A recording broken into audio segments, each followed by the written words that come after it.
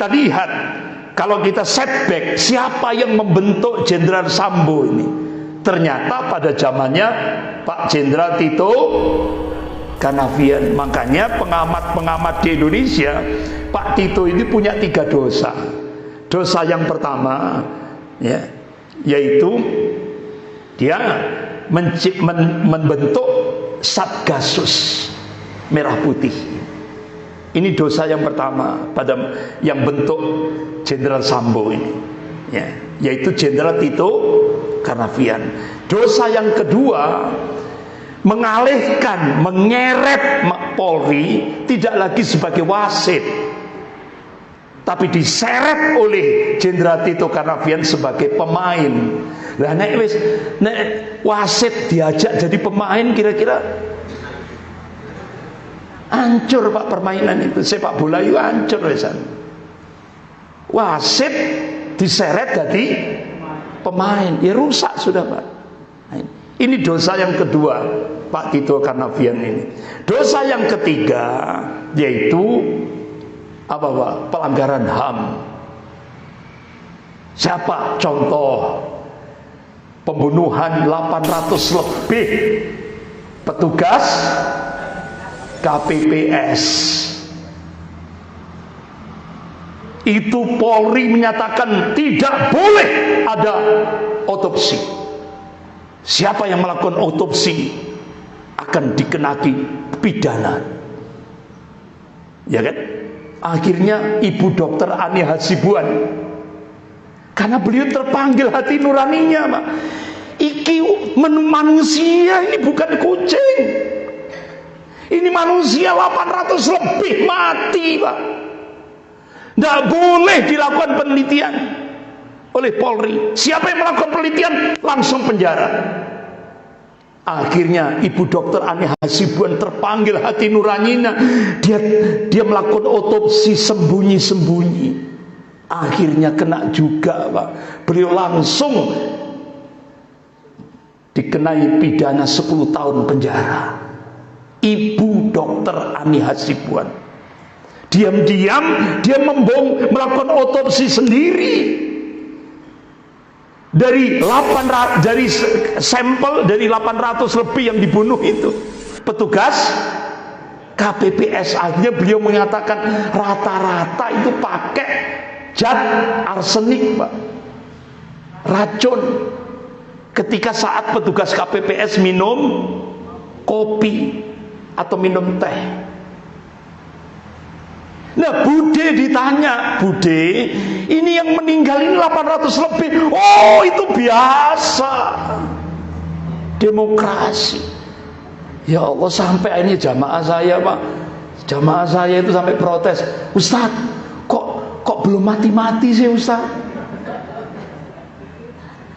Akhirnya saya beritahu, Bu, kalau ndang mati, kita dapat ladang amal dari mana? Nah, ini ujian Allah, dimunculkan Bude. Dari situ kita bisa bangkit semangat kita, perjuangan kita. Dari situlah pahalanya. Jadi wong-wong pinggiran itu, Pak, kok enggak mati ngono, Pak. Sampai seperti itu. Nah, Bapak-bapak, Ibu-ibu, sampai akhirnya dosen-dosen Fakultas Hukum UB, beliau kan punya mahasiswa-mahasiswa yang sudah jadi orang, Pak, salah satunya di Ombudsman Jakarta. Cerita ternyata ada ketua KPU, ketua KPPS ini loh, petugas KPPS ini, ya kan, tugas KPPS. Dia diracun, tidak mati.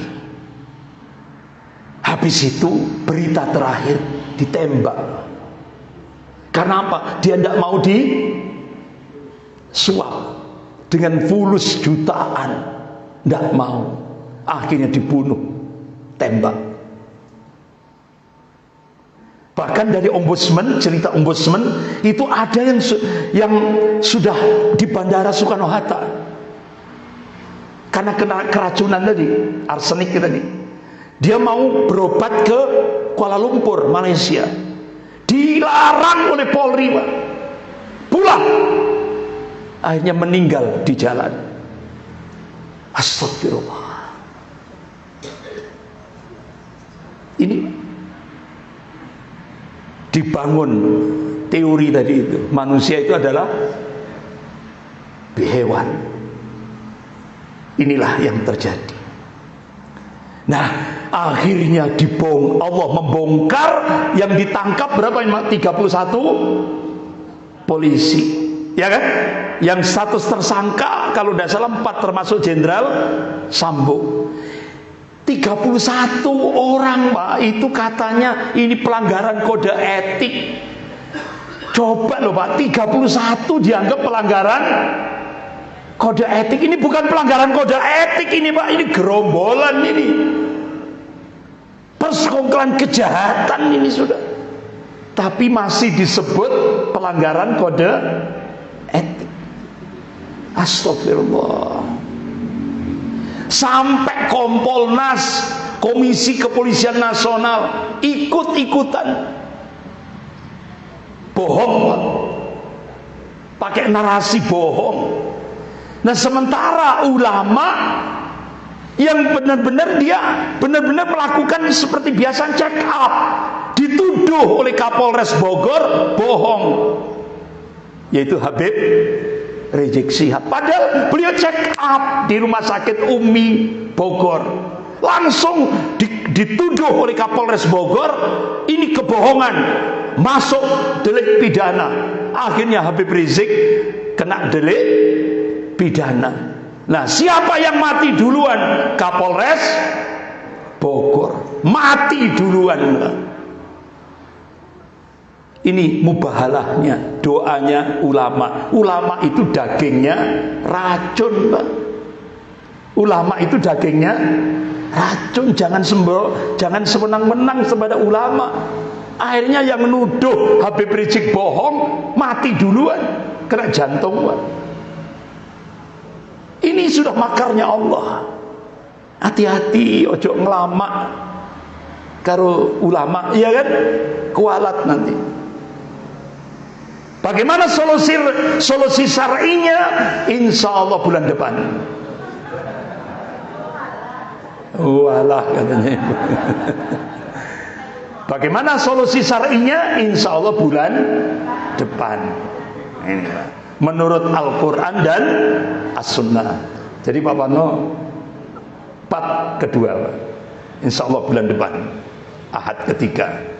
Solusi syar'inya menurut Al-Quran dan As-Sunnah. Jadi kalau kita kembalikan pada Al-Quran dan As-Sunnah, insya Allah longgar, Pak.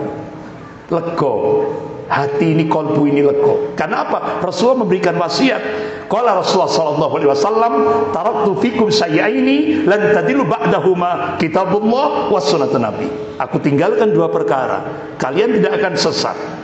Artinya kalau tidak sesat, insya Allah selamat dunia dan akhirat, ya kan?